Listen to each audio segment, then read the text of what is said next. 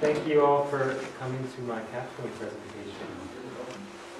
I imagine everyone who's here to Capstone, who's sitting in this room, has probably already done so.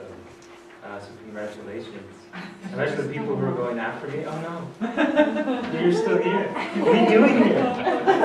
Should you be preparing somewhere? This is on the show. Well, anyway, congratulations to everybody, and a preemptive congratulations to those who are still working on it.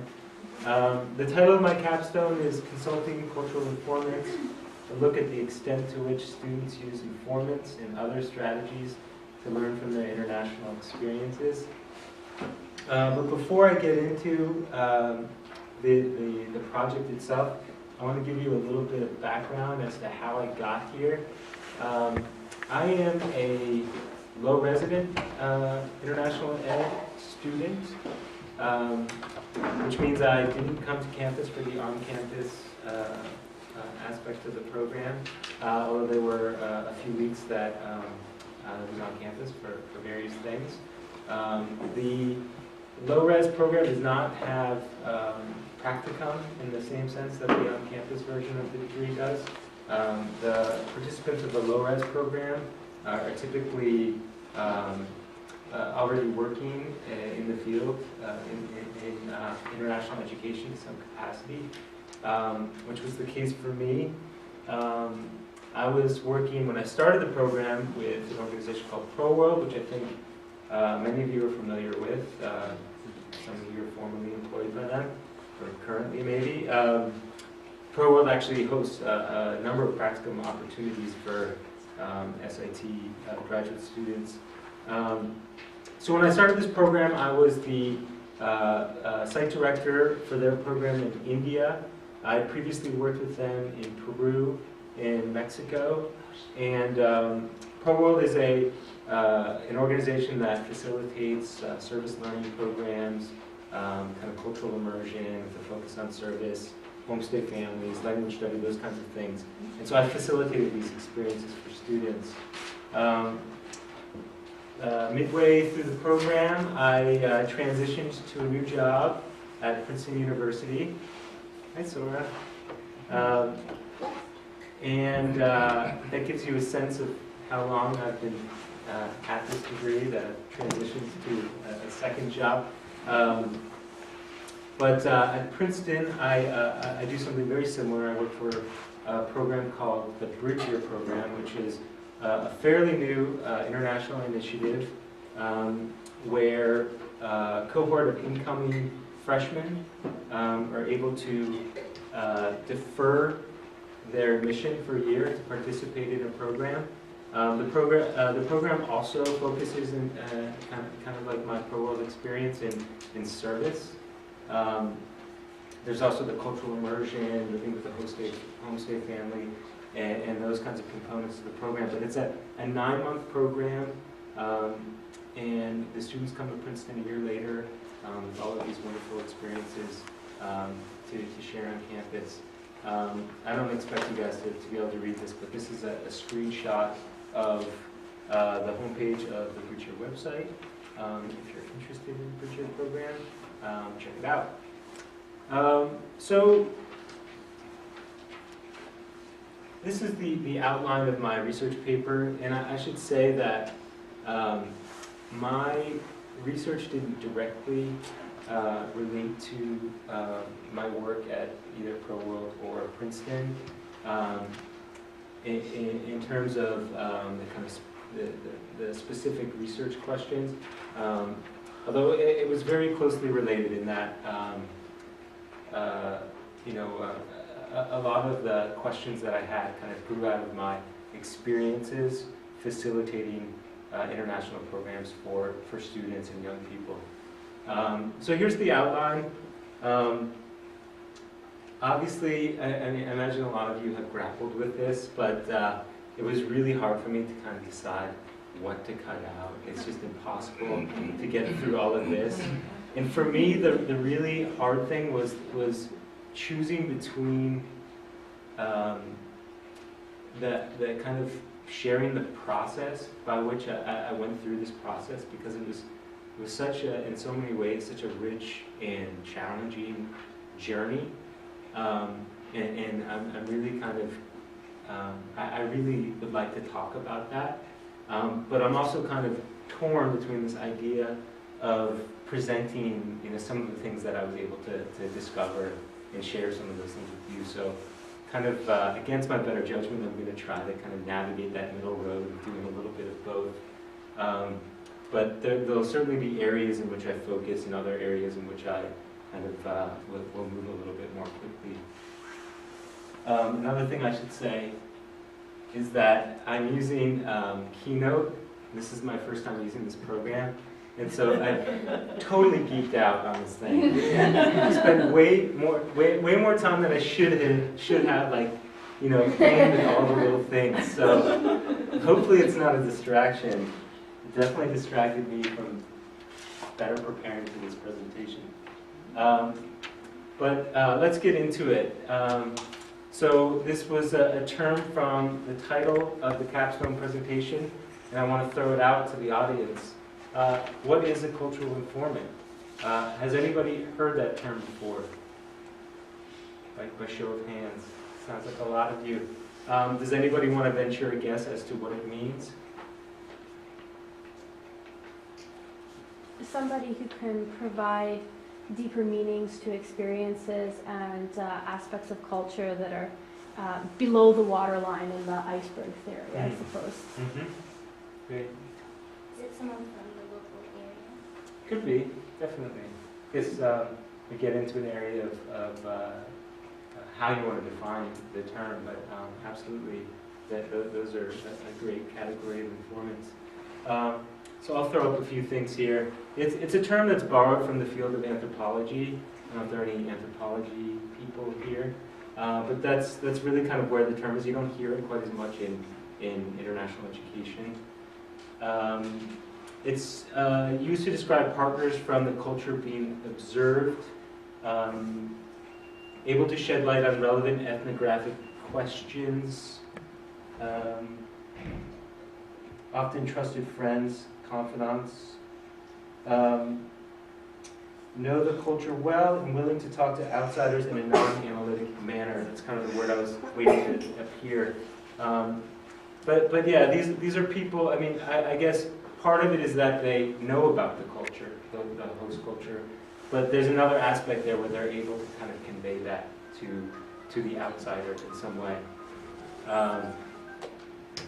So thinking about the context of a typical international program, and I imagine everybody in this room has some sense of what a study abroad program or some kind of similar type of international experience.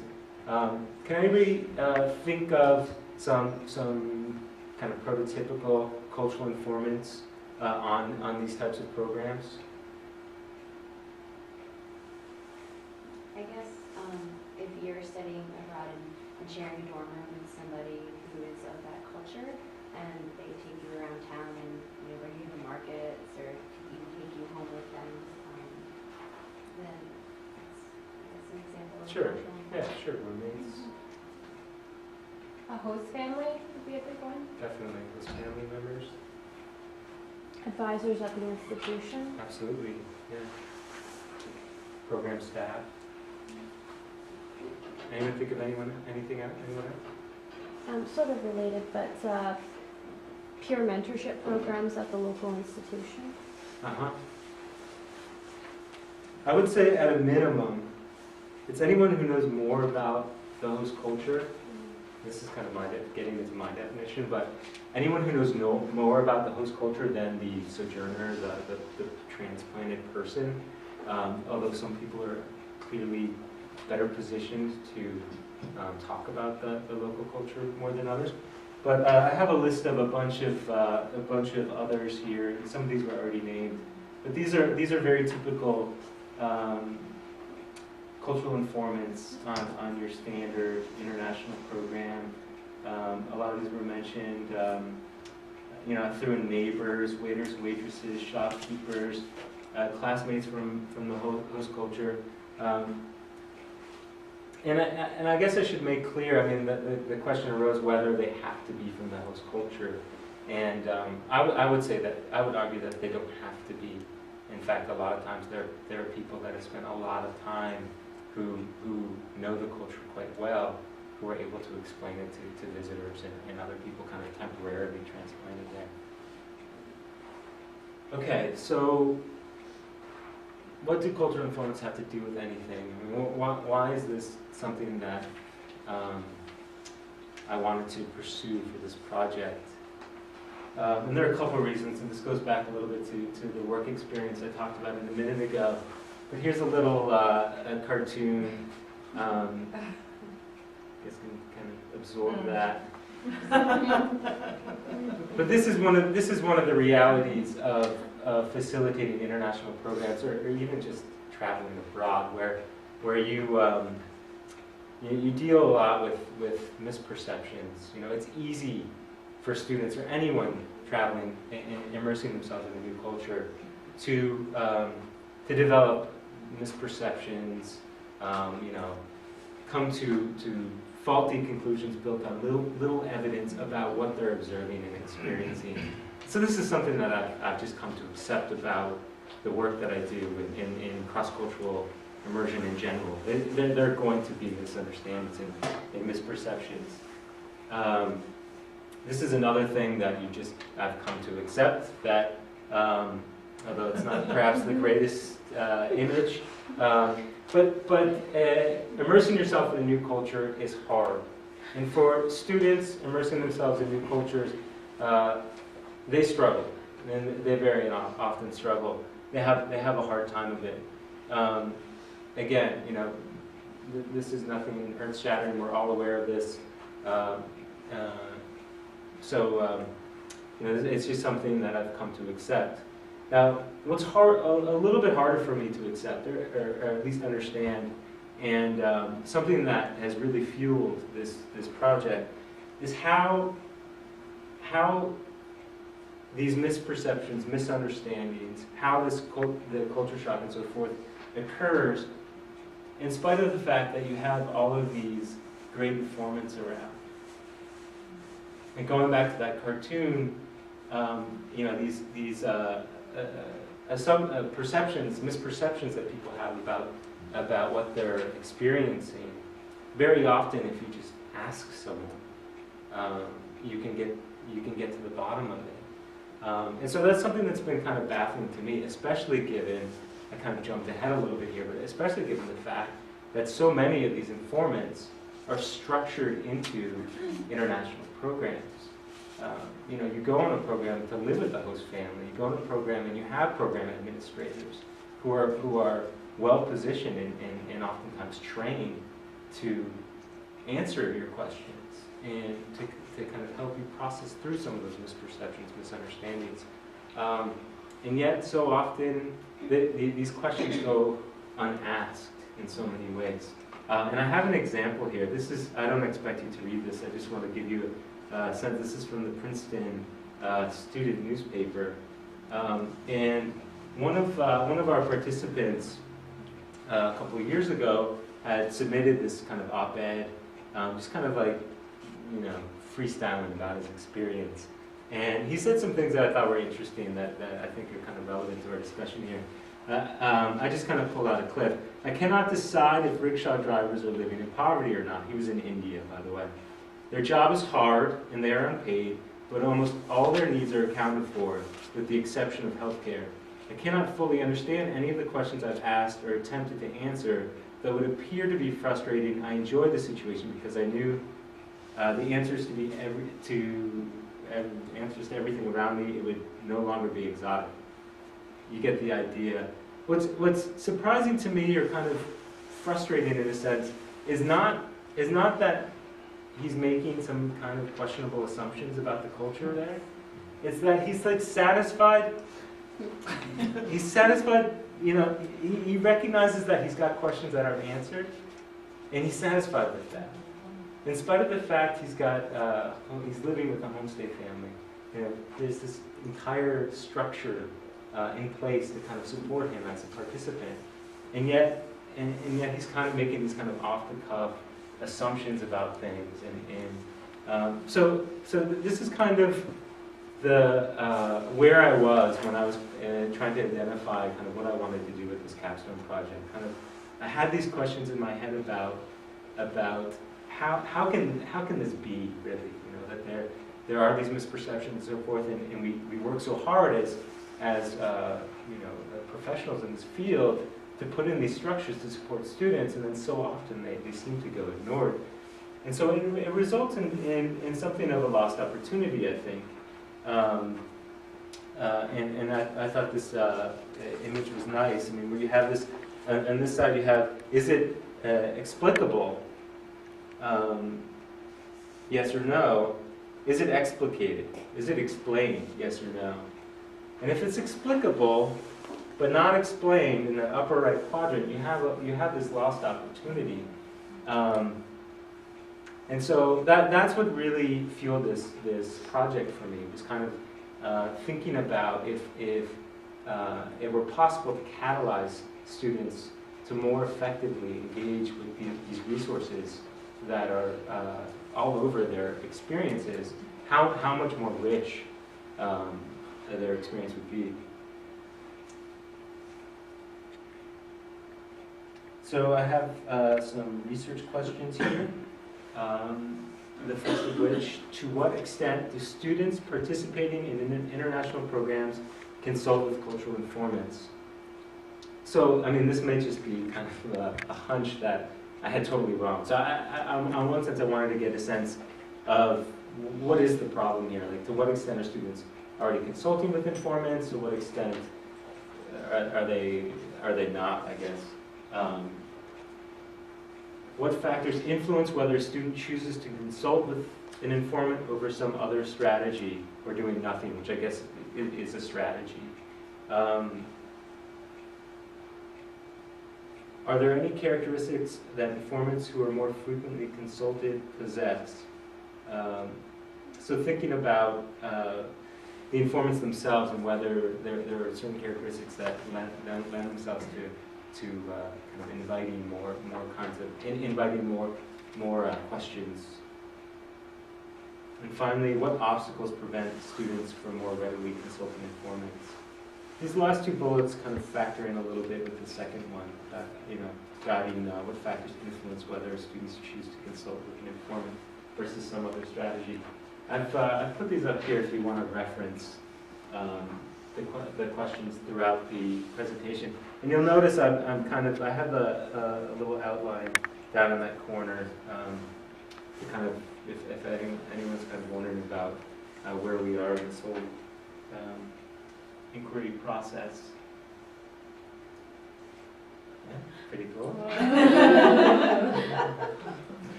All right, so let's do some lit review. There wasn't a whole lot of literature out there on kind of the extent to which students consult cultural informants. In the IE kind of realm, the term isn't used, generally speaking. So a lot of times I had to kind of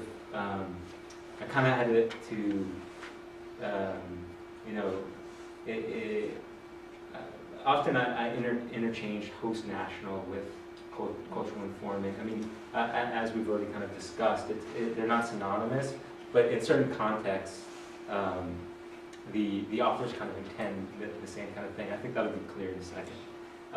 But there was one recent paper. There's been some research in kind of how host nationals affect student outcomes in study abroad programs. And one such study recently was by Vandenberg, Connerman, and Page. And they discovered some interesting things. That increased time with host families equals an increased language skills and cultural sensitivity. I won't really get into kind of the study itself and how they measured these things, but living with a host family did not necessarily equate to improvement in language skills and cultural sensitivity. So that might sound like a contradiction, but the idea here is that living with someone doesn't necessarily mean you're going to learn from the experience. You have to engage with the host family. Similarly, enrolling in some content courses in the host language resulted in improved language skills and cultural sensitivity. You guys get that content courses. So if you're in Spain studying, if you're studying taking a politics class, you're taking it in Spanish rather than English. Interestingly, enrolling in all content courses in the host language actually decreased language skills and cultural sensitivity, which is interesting. The way that they kind of explain it, or their explanation is that you guys may remember from our adult learning theory, Sanford's model for optimal dissonance, I think it might be, or something along those lines, where if you're challenged, you're going to engage and learn. If you're challenged too much, it has kind of a perverse effect. And let's see, 26 to 50% of free time with host nationals led to an increase in language skills, or correlated with an increase in language skills and cultural sensitivity.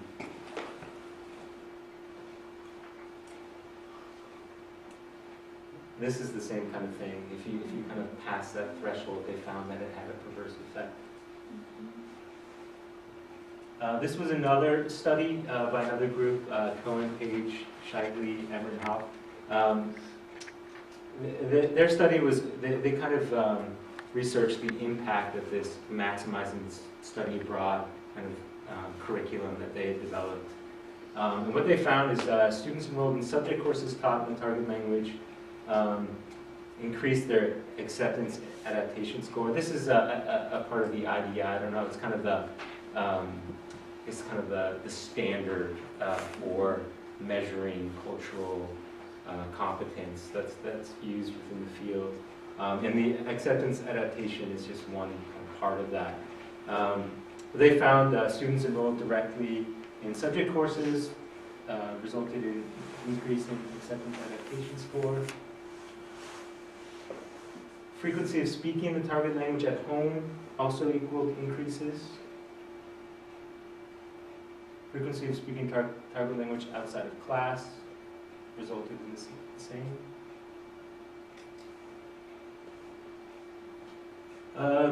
Okay, so the next part of the literature review kind of hones in a little bit more on my research questions and the extent to which students consult with cultural informants.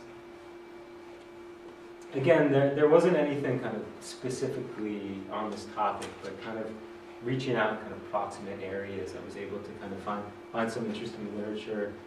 Taylor, who I'll talk about in a little bit, so I don't want to get into it too much, but he, in his research in how students learn to become interculturally competent, he identified friends as a kind of a crucial resource for students. I should give you a quote from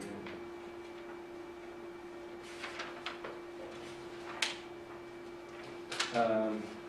Among other studies, developing long-term relationships with host nationals or friends had a significant impact on developing intercultural competency. Laubscher, I'm going to kind of just guess with some of these names, but in his research, he kind of framed this study abroad student as an amateur ethnographer. He discovered that students unintentionally employed a number of ethnographic methods for learning about culture outside the classroom, among them personal interaction. And he found that personal interaction was prevalent among study abroad participants, but that the level of intimacy and depth of conversation was largely superficial.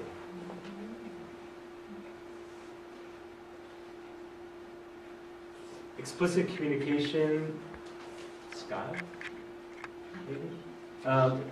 Shield?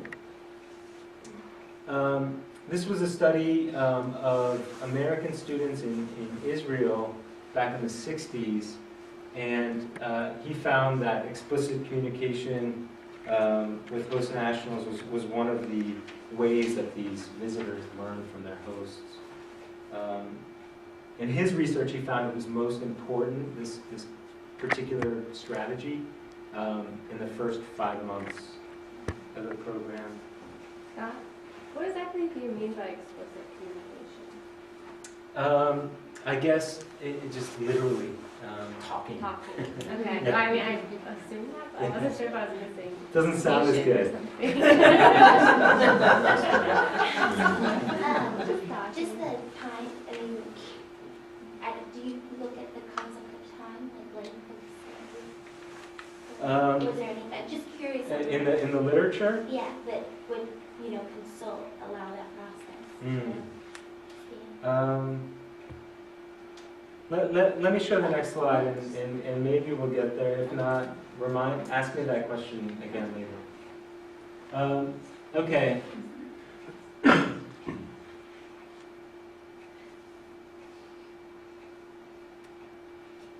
So again, looking at the lit review from my research questions. So why students choose some learning strategies over others, and unfortunately don't have time to get into all of this right now. But these are some of the factors that, again, this wasn't. A lot of these authors aren't in the IE field; they're kind of in proximate fields. But these are some of the things that I was able to kind of identify as having an influence over what strategies students or individuals who are immersed in another culture might adopt when kind of experiencing some of the challenges of immersing in a new culture.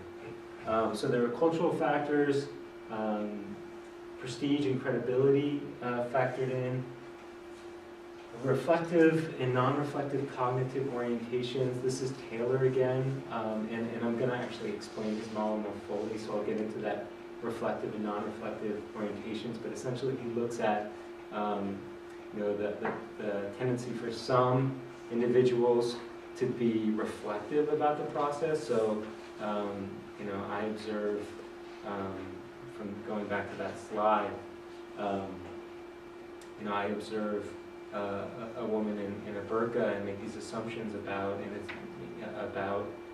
her and kind of the values that she had in the culture, that pervaded the culture, and then whether or not I reflect on some of those assumptions that I'm making versus just kind of plunging ahead with these ideas without kind of critically thinking about them. Personality characteristics was something looked at.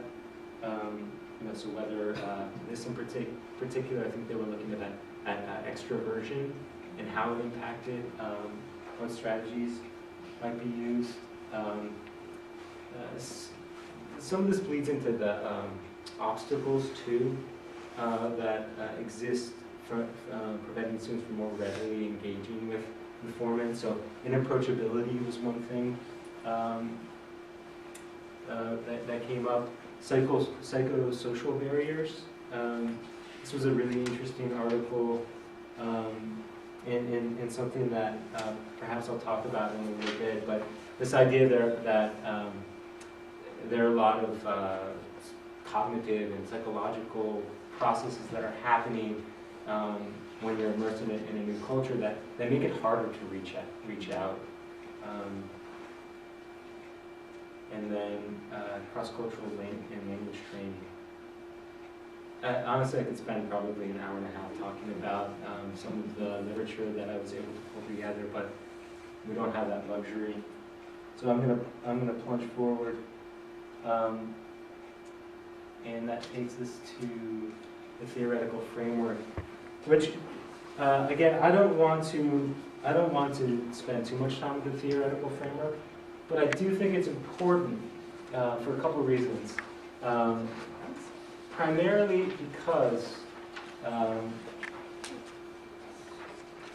the framework gives you an understanding of how cultural informants can positively impact learning. And I just want to kind of make that clear so that this whole vision isn't totally misguided, right? Because if the premise that these informants can positively impact these students in their intercultural immersion in the learning process is false, then they're in trouble. So Danny's passing out a handout, but there are two sides to it. I'd like you to focus on the one that kind of looks like this for now.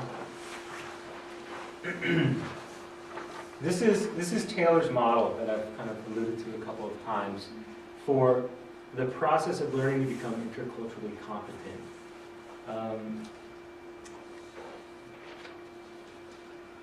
It looks pretty complicated, right?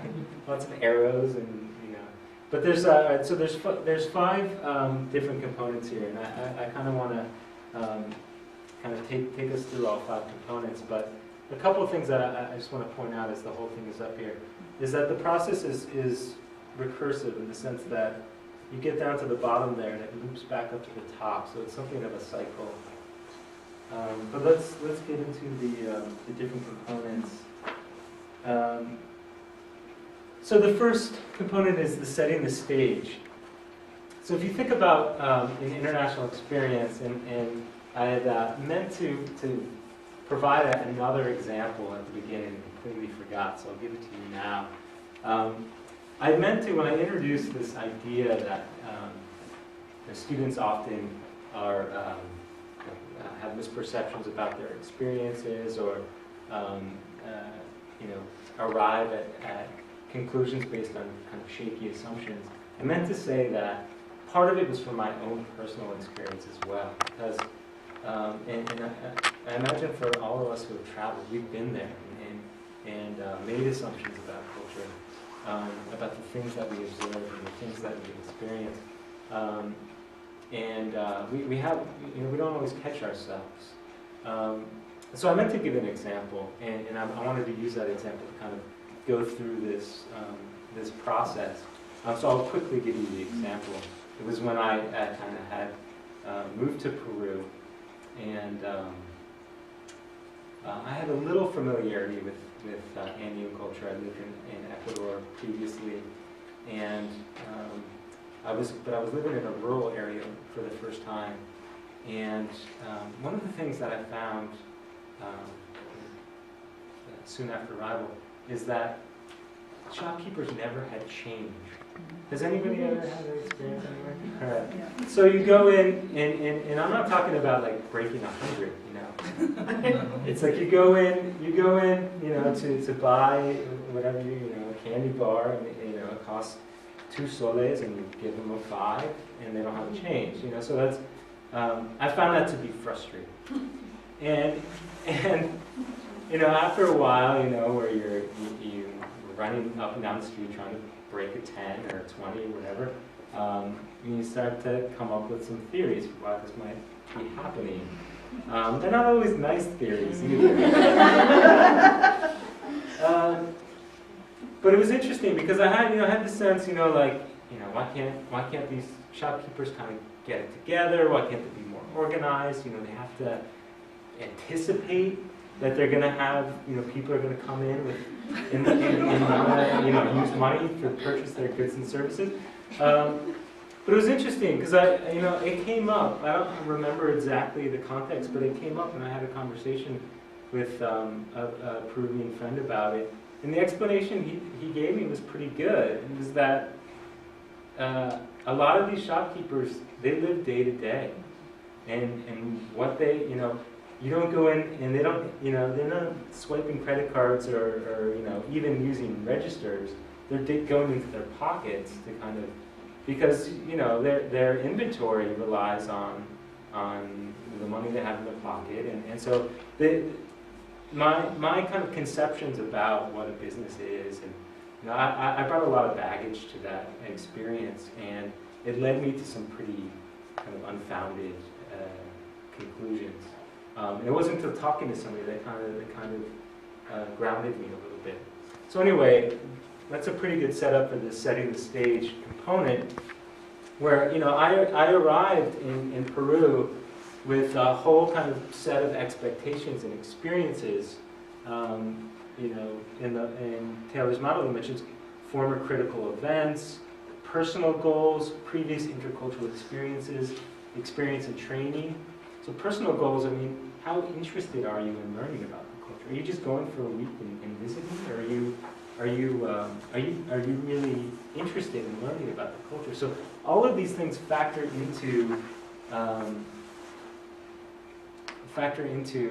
any kind of intercultural experience. You know, nothing happens in a vacuum. You're arriving with this whole with a whole slew of baggage. Which is kind of weird. But yeah, it's a setting stage. Cultural disequilibrium. There we go. There's an image. So cultural disequilibrium. All right. So this is the moment of that disoriented experience where I've gone into my 5th store on the road and no one has changed, and I'm, what's going on here? Like so this is in the model. This is where things kind of get thrown for a loop. And Taylor talks about some intensifying factors and some muting factors. In his research, he found that gender, marital status, race can intensify the kind of how shocking this cultural disequilibrium can be. And conversely, previous experience, host language competency or experience in the culture can kind of mute that. So I mentioned I've been in Ecuador previously to being in Peru, and so I was able to kind of draw from some of my previous experiences to kind of make sense of what was happening.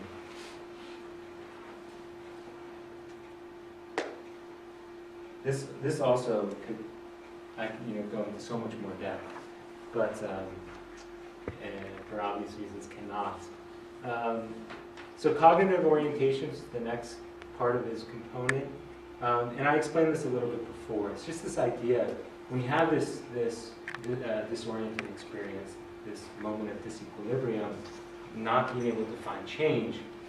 How reflective are you on that? Are you thinking about, what's going on here? This is the 3rd person in a row that doesn't